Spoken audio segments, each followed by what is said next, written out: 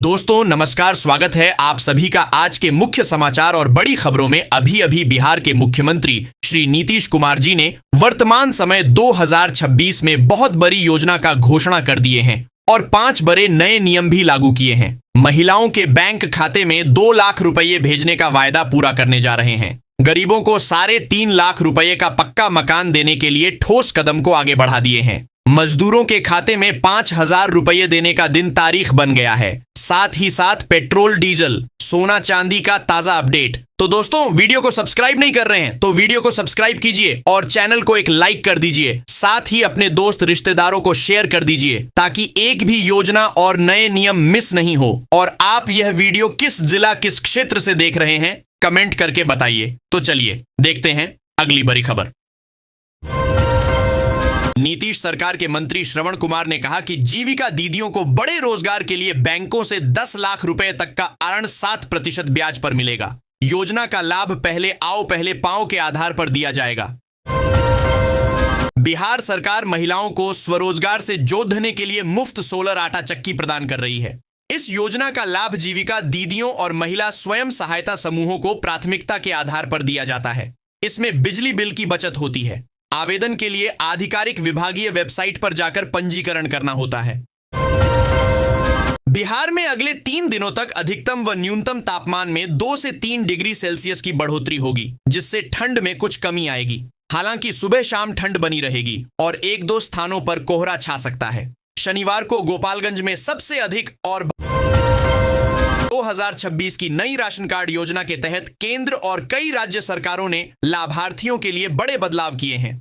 अब मुफ्त अनाज के साथ साथ चीनी, खाद्य तेल, साबुन जैसी आवश्यक वस्तुएं भी रियायती दरें और पात्र राशन कार्ड धारकों को 1,000 रुपये की राशि मुफ्त में मिलेंगी। इसके लिए नई लिस्ट जारी हो चुकी है। लाभ जारी रखने के लिए eKYC करवाना अनिवार्य है। इंडिया वर्सेस न्यूजीलैंड तीसरा वनडे मैच रविवार को इंदौर में खेला जा रहा है। इस मुकाबले में भारतीय टीम के कप्तान शुभमन गिल ने टॉस जीतकर गेंदबाजी चुनी है। न्यूजीलैंड ने 100 से ज्यादा रन बना लिए हैं। सरकार ने विधवा बुजुर्गों और विकलांगों के लिए पेंशन राशि बढ़ाकर 3,000 रुपये प्रति माह कर दी है। इसके अलावा राज्य सरकार ने हाल ही में इसे और बढ़ाकर 3,250 रुपये करने की भी घोषणा की है। यह लाभ उन लोगों को मिलता है जिनकी सालाना पारिवारिक आय 3 लाख रुपये से कम है। बिहार के 6 शहरों सीवान, पटना, हाजीपुर, सहरसा, बिहार शरीफ और समस्तीपुर की हवा प्रदूषण से खराब श्रेणी में पहुंच गई है। सीवान सबसे प्रदूषित रहा, जहां AQI 265 दर्ज हुआ, जबकि पटना का औसत AQI 236 रहा। सीएम नीतीश ने मोतिहारी में समृद्ध यात्रा के दौरान घोषणा की, राज्य के 94 लाख चिन्हित गरीब परिवारों को रोजगार के लिए अब 2 लाख रुपए से अधिक की सहायता दी जाएगी। उन्होंने कहा कि सरकार का उद्देश्य सभी को सम्मानजनक जीवन देना है। मुजफ्फरपुर में रेल वन ऐप पर जनरल टिकटों की बुकिंग पर 3% की छूट शुरू हो गई है। यह छूट 14 जुलाई तक डिजिटल भुगतान पर मिलेगी। यात्री अब इस ऐप पर टिकट, खान-पान, ट्रेनों का लाइव लोकेशन और अन्य सुविधाएं प्राप्त कर सकेंगे। सभी सुविधाएं अब एक ही प्लेटफॉर्म पर उपलब्ध हैं। प्रधानमंत्री उज्ज्वला योजना 3.0 महिलाओं के सशक्तिकरण और स्वास्थ्य की दिशा में एक बड़ा कदम है। इस योजना के माध्यम से आर्थिक रूप से कमजोर परिवारों की महिलाओं को मुफ्त रसोई गैस कनेक्शन प्रदान किया जाता है। लाभार्थियों को गैस कनेक्शन के साथ साथ गैस चूल्हा और पहला भरा हुआ सिलेंडर बिल्कुल मुफ्त मिलता है। अब आप इसकी आधिकारिक वेबसाइट पर जाकर घर बैठे आवेदन कर सकते हैं। दरभंगा कॉलेज ऑफ इंजीनियरिंग के 17 विद्यार्थियों का KP रिलायबल प्राइवेट लिमिटेड में क्वालिटी इंस्पेक्टर इंजीनियर के पद पर चयन हुआ। चयनित छात्रों को 3 लाख का वार्षिक पैकेज दिया गया है। कॉलेज के प्राचार्य ने इसे मेहनत और अनुशासन का परिणाम बताया। केंद्र और राज्य सरकारें महिलाओं के लिए लगातार नई योजनाएं ला रही हैं। इसी कड़ी में फ्री सिलाई मशीन योजना एक बार फिर चर्चा में है। इस योजना के तहत आर्थिक रूप से कमजोर महिलाओं को मुफ्त में सिलाई मशीन उपलब्ध और टूल किट खरीदने के लिए 15,000 रुपए का राशि बैंक खाते में DBT के माध्यम से दे रही है, ताकि वे घर बैठे रोजगार शुरू कर सकें। हाल ही में इस योजना के आवेदन फॉर्म फिर से शुरू कर दिए गए हैं। भागलपुर में सरस्वती पूजा के लिए सभी पूजा पंडालों के निर्माण के लिए लाइसेंस लेना अनिवार्य होगा। डीएम ने एसडीओ को निर्देश दिया कि पंडाल की मजबूती और बिजली की वायरिंग की सुरक्षा की जांच की जाए। असामाजिक तत्वों पर कार्रवाई की जाएगी और डीजे पर पूर्ण प्रतिबंध लगाया गया है। भारत सरकार ने करोड़ों मजदूरों के आर्थिक भविष्य को सुरक्षित करने के लिए ए श्रम कार्ड योजना 2026 को और मजबूत बना दिया है। इस योजना के तहत अब सभी मजदूर को 3,000 रुपये महीना दिया जाएगा। यह योजना खास तौर पर दिहाड़ी मजदूर, रेहड़ी पटरी वाले, निर्माण श्रमिक, घरेलू कामगार, ड्राइवर, रिक्शा चालक और अन्य असंगठित क्षेत्र के कामगारों के लिए किसी वरदान से कम नहीं है। आवेदन नजदीकी CSC केंद्र या मानधन.in पोर्टल पर कर सकते हैं। मुख्यमंत्री नीतीश कुमार 21 जनवरी को सारण जिले में समृद्ध यात्रा पर आएंगे। इस दौरान वे 300 करोड़ रुपए से अधिक की विकास योजनाओं का उद्घाटन करेंगे। जिला प्रशासन तैयारियों में जुटा हुआ है ताकि कार्यक्रम सफल और व्यवस्थित हो सके। मुख्यमंत्री महिलाओं से संवाद करेंगे और विभिन्न सरकारी योजनाओं की प्रगति की जानकारी लेंगे। खेत की सुरक्षा और आवारा पशुओं से फसलों को बचाने के लिए भारत के विभिन्न राज्यों में तारबंदी योजना 2026 चलाई जा रही है। खेत सुरक्षा तारबंदी योजना के तहत सरकार छोटे किसानों को अधिकतम राशि 48,000 रुपये और सामान्य किसानों को 40,000 रुपये की सहायता दे रही है। आवेदन के लिए आधार, जन आधार और जमीन की जमाबंदी के साथ किसान पोर्टल या नजदीकी ई-मित्र पर आवेदन कर सकते हैं। बिहार के समाज कल्याण मंत्री मदन सहनी ने कहा कि राज्य सरकार ने राज्य के 1.15 लाख आंगनबाड़ी केंद्रों के करीब 52 लाख बच्चों को जीविका के माध्यम से साल में 2 पोशाक उपलब्ध कराने की सहमति दी है। नीतीश सरकार ने सामाजिक सुरक्षा पेंशन योजना के तहत लाभुकों को बड़ी राहत दी है। सरकार ने राज्य के 1,16,04,685 पेंशनधारियों के बैंक खातों में बढ़ी हुई पेंशन राशि 1,100 रुपये प्रतिमाह की दर से दिसंबर 2025 के लिए जारी कर दी है। इस मद में कुल 1,289 करोड़ 4,22,900 रुपये की राशि सीधे लाभुकों के खातों में भेजी गई है। बिहार में स्नातक उत्तीर्ण 1.5 लाख छात्राओं को 50-50 हजार रुपए प्रोत्साहन राशि 1 माह के अंदर मिल जाएगी। ये छात्राएं पिछले 1.5 साल से प्रोत्साहन राशि का इंतजार कर रही हैं। शिक्षा विभाग की मांग पर वित्त विभाग ने इस मद में 750 करोड़ रुपए देने की स्वीकृति दी है। वित्त विभाग से राशि जारी होते ही छात्राओं के आधार जुड़े बैंक खाता में प्रोत्साहन राशि चली जाएगी। माघ अमावस्या के पावन अवसर पर रविवार को वाल्मीकि नगर स्थित नारायणी गंडक नदी में भारत और नेपाल से आए हजारों श्रद्धालुओं ने आस्था की डुबकी लगाई। त्रिवेणी में स्नान को पापों का नाश और मोक्ष प्राप्ति का कारक माना जाता है। इस दौरान सुरक्षा के पुख्ता इंतजाम किए गए थे और एक मेले का भी आयोजन किया गया जहां श्रद्धालुओं ने खरीदारी की। पटना में शिक्षा विभाग ने 922 निजी स्कूलों को ज्ञानदीप पोर्टल पर RTE सीट डेटा अपलोड न करने पर 24 घंटे का अल्टीमेटम दिया है। जिला शिक्षा कार्यालय ने नाराजगी व्यक्त करते हुए कार्रवाई की चेतावनी दी है। कुल 1,315 स्कूलों में से केवल 393 ने जानकारी साझा की है। RTE के तहत कमजोर वर्ग के बच्चों के नामांकन के लिए आवेदन 31 जनवरी तक स्वीकार किए जाएंगे। पटना के गर्ल्स हॉस्टल में नीट छात्रा का मामला गरमा गया है। हिंसा की आशंका को पहले खारिज करने वाली पुलिस अब पोस्टमार्टम रिपोर्ट के आधार पर जांच कर रही है। ADG और रेंज IG के नेतृत्व में गठित SIT ने हॉस्टल का दौरा किया, CCTV फुटेज और तकनीकी साक्ष्यों की गहनता से जांच की। हॉस्टल मालिक को गिरफ्तार कर लिया गया है और जांच का दायरा बढ़ गया है। पटना सिटी के कर्मलीचक बाईपास स्थित एक प्लास्टिक फैक्ट्री में शनिवार सुबह भीषण आग लग गई। विश्वकर्मा इंडस्ट्रीज नामक इस फैक्ट्री में प्लास्टिक के सामान और कच्चे माल जलने से लगभग 25 लाख रुपए का नुकसान हुआ। 1.5 दर्जन दमकलों ने 5 घंटे की मशक्कत के बाद आग पर काबू पाया। संबलपुर गोरखपुर मौर्य एक्सप्रेस के B2 कोच का पहिया नारायणपुर अनंत स्टेशन के पास अचानक जाम हो गया। पहिया में हार्ट एक्सल होने के कारण उससे चिंगारी और धुआं निकलने लगा। इसकी जानकारी मिलते ही स्टेशन मास्टर और सतर्क यात्रियों ने तुरंत ट्रेन रोकने का संकेत दिया, जिससे एक बड़ा हादसा टल गया। भागलपुर से गुजरने वाली गया हावड़ा फरक्का एक्सप्रेस समेत कई ट्रेनों के प्रायोगिक ठहराव बढ़ाए गए हैं। पूर्व रेलवे ने इसकी सूची जारी की है। वहीं भीखनपुर में जनमानस के अनुरूप 6 मीटर चौड़ा और 4.5 मीटर ऊंचा अंडरपास बनाने के प्रयासों के लिए गोड्डा सांसद निशिकांत दुबे का आभार व्यक्त किया गया। रेल मंत्री के निर्देश पर रेलवे बोर्ड ने नए डिजाइन का आदेश दिया है। भागलपुर में SBFC फाइनेंस कंपनी के साथ 4.56 लाख रुपए की धोखाधड़ी का मामला सामने आया है। लेख राज नामक व्यक्ति ने IIFL फाइनेंस से गोल्ड लोन ट्रांसफर करने का झांसा दिया। उसने कंपनी से पैसे लेकर सोना लाने की बात कही, लेकिन वापस नहीं लौटा। शाखा प्रबंधक प्रशांत कुमार ने तिलका मांझी थाने में केस दर्ज कराया है और पुलिस मामले की जांच कर रही है। बिहार में मौसम बदल रहा है, जिसमें सबौर में सबसे सर्द रात और भागलपुर की तुलना में गर्म दिन दर्ज किया गया। शनिवार को सबौर का न्यूनतम तापमान 5.4 डिग्री सेल्सियस रहा। मौसम विभाग ने बादलों के आगमन, ठंडी पश्चिमी हवाओं और सुबह कोहरे की संभावना जताई है। भागलपुर में भी ठंड का असर दिखेगा, हालांकि धूप भी तेज रहेगी। भागलपुर में 23 जनवरी को बसंत पंचमी पर सरस्वती पूजा 2026 की भव्य तैयारियां चल रही हैं। शहर में लगभग 1000 स्थानों पर मां सरस्वती की प्रतिमाएं स्थापित होंगी। मूर्तिकार सागर और रंजीत पंडित जैसे कलाकार दिन रात प्रतिमाएं बनाने में जुटे हैं, जिनकी बुकिंग भी हो चुकी है। यह पर्व ज्ञान, कला और संगीत की देवी के आगमन का प्रतीक है, जो शहर को उल्लास से भर देगा।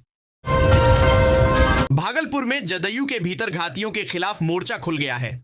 लोजपा रामविलास विधायक मिथुन यादव ने मुख्यमंत्री नीतीश कुमार से ऐसे नेताओं पर सख्त कार्रवाई की अपील की है।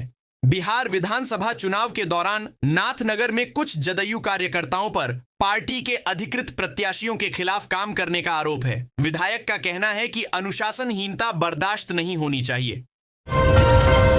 डोभी में 98 लाख रुपए के नाला निर्माण कार्य पर ग्रामीणों ने असंतोष जताया है। उनका आरोप है कि नाले का निर्माण गलत तरीके से हो रहा है, जिससे पानी जमा हो रहा है और सफाई असंभव हो जाएगी। वार्ड संख्या 4 में जल जमाव की समस्या के समाधान के लिए शुरू हुई यह परियोजना अब नई समस्या खड़ी कर रही है। नगर पंचायत की कार्यपालक पदाधिकारी ने जांच का आश्वासन दिया है। राष्ट्रीय जनता दल ने 25 जनवरी को राष्ट्रीय कार्यकारिणी की बैठक बुलाई है, जिसमें तेजस्वी यादव को राष्ट्रीय कार्यकारी अध्यक्ष बनाए जाने की संभावना है। लालू प्रसाद के स्वास्थ्य कारणों से यह निर्णय लिया जा सकता है, क्योंकि डॉक्टरों ने उन्हें आराम की सलाह दी है। बैठक में सांगठनिक बदलाव और विधानसभा चुनाव में भितरघात करने वालों पर कार्रवाई जैसे महत्वपूर्ण फैसले भी लिए जा सकते हैं। बिहार सरकार जमीन फ्लैट के निबंधन दस्तावेजों को सरल बनाने की तैयारी में है। अब कई पन्नों की डीड की जगह एक पेज का दस्तावेज देने का प्रस्ताव है, जिससे आम लोगों को समझने और सुरक्षित रखने में आसानी होगी। मद्य निषेध उत्पाद एवं निबंधन विभाग ने इसका ड्राफ्ट तैयार कर लिया है। साथ ही निबंधन से पहले की प्रक्रिया को पेपरलेस किया जाएगा और पंजीकृत प्लॉटों की GIS मैपिंग भी होगी। RSS सरकार्यवाह दत्तात्रेय होसबाले ने दरभंगा में विराट हिंदू सम्मेलन को संबोधित किया। उन्होंने कहा कि हिंदू समाज में विभाजन से विदेशी शासन आया, इसलिए एकता ही भारत की सबसे बड़ी ताकत है। होसबाले ने वसुधैव कुटुंबकम की भारतीय परंपरा पर जोर दिया और युवाओं से धर्म, संस्कृति व राष्ट्र के प्रति सजग रहने का आह्वान किया। उन्होंने सामाजिक समरसता और सांस्कृतिक चेतना मजबूत करने की आवश्यकता बताई। भाजपा प्रदेश अध्यक्ष संजय सरावगी ने TMC पर तीखा हमला बोला। कहा, इसका अर्थ तुष्टीकरण माफिया और क्राइम है। उन्होंने पश्चिम बंगाल को भय और राजनीतिक हिंसा की प्रयोगशाला बताया। सरावगी ने BLO अशोक दास की आत्महत्या का जिक्र करते हुए आरोप लगाया कि TMC नेताओं के दबाव के कारण उन्होंने यह कदम उठाया। भाजपा ने अशोक दास को न्याय दिलाने और बंगाल को भयमुक्त बनाने का संकल्प लिया है। दरभंगा राज का इतिहास अद्वितीय है, जहां तलवारों के बजाय विद्वता ने राज्य की नींव रखी। मुगल सम्राट अकबर ने महेश ठाकुर की विद्वत्ता से प्रभावित होकर उन्हें तिरहुत स्टेट प्रदान किया। यह राज्य बिना युद्ध के स्थापित हुआ। समय के साथ राजधानी बदली, ठाकुर से सिंह उपाधि अपनाई गई और दरभंगा मिथिला की राजनीतिक व सांस्कृतिक राजधानी बनी। महाराजा कामेश्वर सिंह के निधन के बाद भी इस गौरवशाली राजवंश की विरासत आज भी चर्चा में है। मुजफ्फरपुर में विशेष पुलिस टीम ने आईटीसी की सूचना पर नकली सिगरेट के बड़े गोदाम और फैक्ट्री का भंडाफोड़ किया है। नगर थाना क्षेत्र से 1 करोड़ से अधिक की नकली सिगरेट जब्त हुई, जबकि मुशहरी के माधोपुर में एक फैक्ट्री से सिगरेट बनाने का सामान, रैपर और तंबाकू बरामद हुआ। हालांकि कोई गिरफ्तारी नहीं हुई क्योंकि आरोपी भाग निकले। फैक्ट्री को सील कर दिया गया है और आगे की कार्रवाई जारी है। बक्सर के डुमरांव अनुमंडल में 12,000 से अधिक अपात्र राशन कार्ड रद्द किए जाएंगे। खाद्य एवं सार्वजनिक वितरण विभाग के पोर्टल से मिली जानकारी के बाद अनुमंडलाधिकारी ने सभी प्रखंड आपूर्ति पदाधिकारियों को जांच कर रिपोर्ट देने का निर्देश दिया है। सिमरी प्रखंड में सर्वाधिक 3,862 कार्ड संदिग्ध पाए गए हैं। अपात्र घोषित होने वाले धारकों को अपनी पात्रता साबित करने के लिए आवेदन देना होगा। बिहार सरकार ने 80 वर्ष से अधिक आयु के बुजुर्गों के लिए जमीन और प्लॉट रजिस्ट्री प्रक्रिया को सरल बनाने का निर्णय लिया है। मुख्यमंत्री नीतीश कुमार ने बताया कि मोबाइल रजिस्ट्री इकाई घर जाकर यह प्रक्रिया पूरी करेगी और ऐसे मामलों का निपटारा 7 कार्य दिवसों में होगा। पारदर्शिता बढ़ाने और शोषण रोकने के लिए निगरानी भी मजबूत की जाएगी। यह नई व्यवस्था 1 अप्रैल 2026 से प्रभावी होगी, जिससे बुजुर्गों को काफी राहत मिलेगी। जमुई के अलीगंज प्रखंड में मनरेगा योजनाओं में करोड़ों रुपए के घोटाले का पर्दाफाश हुआ है। आरटीआई से मिली जानकारी के बाद जांच में पाया गया कि अधिकारियों, कर्मचारियों और जनप्रतिनिधियों की मिलीभगत से बिना काम किए ही कागजों पर राशि निकाल ली गई। तालाब खोदाई और बांध निर्माण कार्यों में अनियमितताएं सामने आई हैं। ग्रामीणों की शिकायत पर यह मामला पीएमओ तक पहुंचा है, जिससे संबंधित लोगों में हड़कंप मचा हुआ है।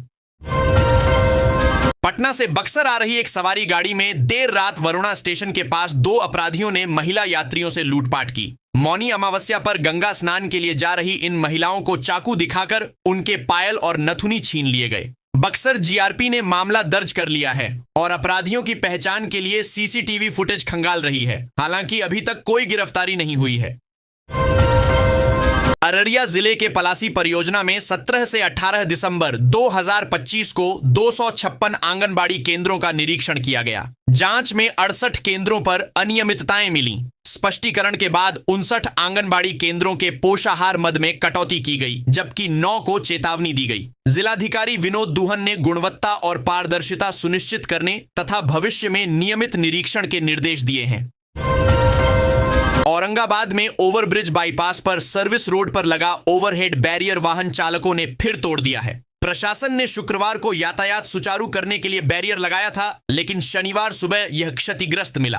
पहले भी 12 जनवरी को ऐसा ही हुआ था। यातायात डीएसपी मनोज कुमार ने दोषियों की पहचान कर कार्रवाई और बैरियर दोबारा लगाने की बात कही है। यह भारी वाहनों को शहर में सीधे प्रवेश से रोकने के लिए था, जिससे जाम की समस्या बढ़ गई है। मुजफ्फरपुर के नगर थानाध्यक्ष कमलेश कुमार को एसएसपी कांतेश कुमार मिश्रा ने लाइन हाजिर कर दिया है। यह कार्रवाई भूमि विवाद के एक मामले में उच्च न्यायालय के आदेश का समय पर अनुपालन न करने कार्यों में शिथिलता और मनमानी के आरोप में की गई है। अपर पुलिस अधीक्षक नगर 1 की जांच रिपोर्ट के आधार पर यह निर्णय लिया गया। मुजफ्फरपुर में गैंगस्टर चुन्नू ठाकुर की पत्नी किरण वंदना की संपत्ति जब्ती मामले में प्रधान जिला एवं सत्र न्यायाधीश ने निचली अदालत के आदेश को रद्द कर दिया है। अब इस मामले की नए सिरे से सुनवाई होगी। यह संपत्ति चुन्नू ठाकुर द्वारा अपराध से अर्जित काली कमाई से खरीदी गई थी। पुलिस को अब दोबारा सीजेएम कोर्ट में साक्ष्य पेश करने होंगे। बिहार में राजस्व एवं भूमि सुधार विभाग ने नई व्यवस्था लागू की है। अब सभी जिलों में राजस्व अधिकारी सोमवार और शुक्रवार को अनिवार्य रूप से लोक शिकायतें सुनेंगे। प्रधान सचिव सीके अनिल द्वारा जारी यह आदेश 19 तारीख से प्रभावी होगा। 7 निश्चय 3 के तहत यह पहल भूमि संबंधी समस्याओं के समाधान और प्रशासनिक पारदर्शिता बढ़ाने के लिए की गई है। सांसद पप्पू यादव के प्रयासों से पूर्णिया के हृदय बाजार में फ्लाईओवर और नेवालाल चौक पर अंडरपास के निर्माण को मंजूरी मिल गई है। केंद्रीय मंत्री नितिन गडकरी ने इसकी जानकारी दी। यह परियोजना NH-31 के खगड़िया पूर्णिया खंड पर बनेगी, जिससे लंबे समय से चली आ रही ट्रैफिक जाम की समस्या से राहत मिलेगी और सड़क सुरक्षा बेहतर होगी। यह निर्णय पूर्णिया के विकास में महत्वपूर्ण कदम है। दिल्ली की तर्ज पर अब मुंबई में भी बिहार भवन का निर्माण किया जाएगा। एलिफिंस्टन एस्टेट में बनने वाले इस 30 मंजिला भवन को 314.20 करोड़ रुपए की प्रशासनिक मंजूरी मिल चुकी है। इसमें सरकारी कार्यों के साथ साथ इलाज के लिए आने वाले बिहार के मरीजों और उनके परिजनों के ठहरने की विशेष व्यवस्था होगी। नीट छात्रा की रोहिणी आचार्य ने मुख्यमंत्री नीतीश कुमार से व्यक्तिगत निगरानी की अपील की है। उन्होंने पटना के प्रभात मेमोरियल अस्पताल और डॉक्टरों पर गंभीर लापरवाही, साक्ष्य छिपाने और परिजनों को गुमराह करने का आरोप लगाया। आचार्य ने अस्पताल के खिलाफ तत्काल कानूनी कार्रवाई और जांच पूरी होने तक उसे सील करने की मांग की, ताकि पीड़ित परिवार को निष्पक्ष न्याय मिल सके। पटना के शंभू गर्ल्स हॉस्टल में नीट छात्रा की SIT जांच तेज हो गई है। टीम ने 2 अस्पतालों में पूछताछ की। इस बीच सील हॉस्टल से सामान न मिलने पर छात्राओं और परिजनों ने विरोध प्रदर्शन किया। विपक्ष ने सरकार पर हमला बोला, जबकि मंत्री ने राजनीति न करने की अपील करते हुए दोषियों पर कार्रवाई का आश्वासन दिया। उद्योग विभाग मुख्यमंत्री उद्यमी योजना के तहत सफल उद्यमियों के लिए मार्केटिंग प्लेटफॉर्म तलाश रहा है। बेतिया के उद्यमियों ने ठंड के कपड़े बनाकर सीधे कश्मीर के थोक व्यापारियों से संबंध स्थापित किए हैं, जो गुणवत्ता और कीमत के कारण लोकप्रिय हैं। कैमूर के उद्यमी 3D पेंटिंग्स बना रहे हैं, जिन्हें अब सरकारी आयोजनों में मोमेंटो के रूप में खरीदा जा रहा है। मिलेट स्नैक्स भी लोकप्रिय हो रहे हैं और विभाग ऑनलाइन बिक्री में मदद कर रहा है। बिहार की खेल मंत्री श्रेयसी सिंह ने बांका के ओढ़नी डैम को अंतरराष्ट्रीय स्तर के वाटर स्पोर्ट्स केंद्र के रूप में विकसित करने की घोषणा की है। यहां कयाकिंग और कैनोइंग जैसे ओलंपिक खेलों के लिए एक अकादमी खोली जाएगी। यह पहल राज्य और देश के खिलाड़ियों को उच्च स्तरीय प्रशिक्षण प्रदान करेगी, जिससे उन्हें राष्ट्रीय व अंतरराष्ट्रीय प्रतियोगिताओं में बेहतर प्रदर्शन करने में मदद मिलेगी। गोपालगंज में AIMIM नेता अनस सलाम और उनके 30 से 40 समर्थकों पर पुलिस हिरासत से एक युवक को भगाने के आरोप में FIR दर्ज की गई है। मारपीट के मामले में घायल हुसैन मुराद उर्फ हुसैन अली को सदर अस्पताल में इलाज के लिए लाया गया था। तभी नेता और उनके समर्थक उसे लेकर फरार हो गए। चौकीदार ददन मांझी की शिकायत पर नगर थाने में मामला दर्ज हुआ है और पुलिस जांच में जुटी है। जनवरी के अंतिम सप्ताह में मधुबनी में बैंक 4 दिनों तक बंद रहेंगे। 24 जनवरी को चौथा शनिवार, 25 को रविवार, 26 को गणतंत्र दिवस और 27 को राष्ट्रव्यापी हड़ताल के कारण बैंकिंग सेवाएं बाधित रहेंगी। ग्राहकों को 23 जनवरी तक अपने सभी बैंक कार्य निपटाने की सलाह दी गई है, अन्यथा उन्हें 5 दिनों तक इंतजार करना पड़ सकता है। हड़ताल 5 दिवसीय बैंकिंग सप्ताह की मांग को लेकर है। मुख्यमंत्री नीतीश कुमार ने मोतिहारी में समृद्ध यात्रा के दौरान बिहार के औद्योगिक विकास पर जोर दिया। उन्होंने पूर्वी चंपारण की बंद चीनी मिलों को फिर से चालू करने, अगले 5 वर्षों में नए उद्योग खोलने और 1 करोड़ सरकारी नौकरी व रोजगार देने की घोषणा की। मुख्यमंत्री ने जाति गणना में चिन्हित 94 लाख गरीब परिवारों को आर्थिक सहायता और महिलाओं को सशक्त करने के लिए भी योजनाओं का जिक्र किया। उप मुख्यमंत्री सम्राट चौधरी ने मोतिहारी में मुख्यमंत्री नीतीश कुमार की समृद्ध यात्रा के दौरान बिहार के विकास कार्यों पर प्रकाश डाला। उन्होंने बताया कि रक्सौल एयरपोर्ट का कार्य प्रगति पर है और 1 महीने में टेंडर प्रक्रिया शुरू होगी, जिससे पूर्वी चंपारण से हवाई यात्रा संभव होगी। चौधरी ने मुफ्त बिजली, 50 लाख सरकारी नौकरियों और बिहार के बढ़ते बजट का भी जिक्र किया। उन्होंने सीतामढ़ी में भव्य सीता मंदिर निर्माण की भी घोषणा की। सहरसा के बरियाही में 36.99 करोड़ की लागत से अत्याधुनिक रीजनल होमगार्ड प्रशिक्षण केंद्र और प्रमंडलीय व जिला समादेष्टा कार्यालय बनेगा। मुख्यमंत्री नीतीश कुमार अपनी समृद्ध यात्रा के दौरान इसका शिलान्यास करेंगे। यह केंद्र 15 एकड़ भूमि पर बनेगा, जिसमें पुरुषों के साथ अब महिलाओं को भी प्रशिक्षण मिलेगा। इसकी क्षमता 300 पुरुष और 100 महिला जवानों की होगी, जिससे प्रशिक्षणार्थियों को लाभ मिलेगा।